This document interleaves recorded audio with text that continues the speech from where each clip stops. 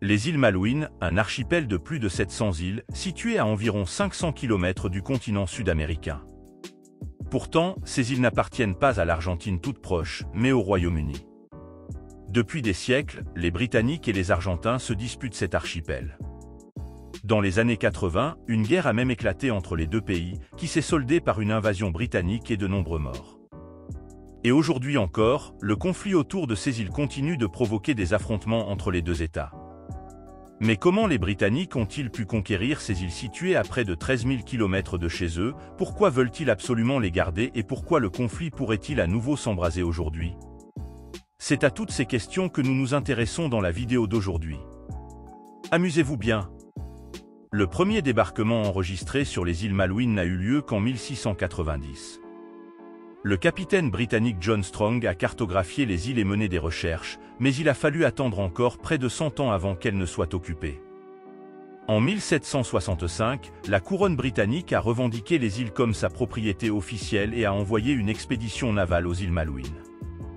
Celle-ci fonda la première colonie, Port Egmont, qui devait servir de base navale importante. De plus, l'immigration des premiers colons britanniques a été encouragée. En réalité, ils ne furent pas les premiers à s'installer sur les îles. Un an plus tôt, 75 colons français s'étaient déjà installés sur l'archipel. Mais comme ils vivaient sur une île située à environ 130 km, les Britanniques n'ont appris leur existence que quelques mois plus tard.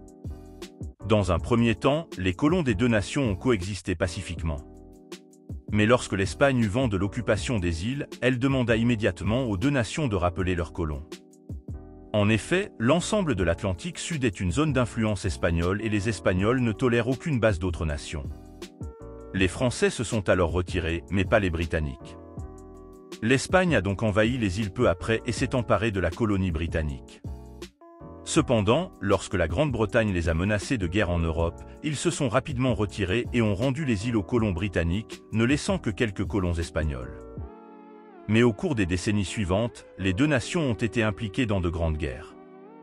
D'abord la Grande-Bretagne dans la guerre d'indépendance américaine, puis les deux nations dans les guerres napoléoniennes. Les deux nations évacuèrent alors les îles Malouines, car elles ne pouvaient plus se permettre de les occuper si loin de chez elles, et les îles restèrent à nouveau inhabitées. Au cours des décennies suivantes, des baleiniers et des pirates de différentes nationalités s'y sont installés. Quelques colons de l'Argentine fraîchement indépendante sont également arrivés sur l'île. Le gouvernement argentin en a profité pour envoyer des soldats et hisser son drapeau sur les îles. Mais cela allait finalement trop loin pour les Britanniques. Pour eux, les îles restaient une propriété britannique et ils ont commencé à les envahir en 1833. Comme les Argentins se sont mutinés contre leur propre commandant, les Britanniques ont pu conquérir les îles sans combattre. Au cours des décennies suivantes, une période pacifique a commencé et de plus en plus de Britanniques se sont installés sur les îles. Cette situation ne changea qu'avec la Seconde Guerre mondiale. Un gouvernement pro-fasciste est arrivé au pouvoir en Argentine et a commencé à revendiquer à nouveau les îles. Le projet de conquête a alors été discuté à maintes reprises au sein de la politique argentine et a effectivement été mis en œuvre en 1982. Le 1er avril, le gouvernement militaire argentin a envahi les îles et les a entièrement conquises. Il ne s'attendait pas à une riposte des Britanniques, car les îles étaient trop éloignées de leur pays et relativement insignifiantes. Mais c'était sans compter sur le Premier ministre britannique de l'époque, Margaret Thatcher.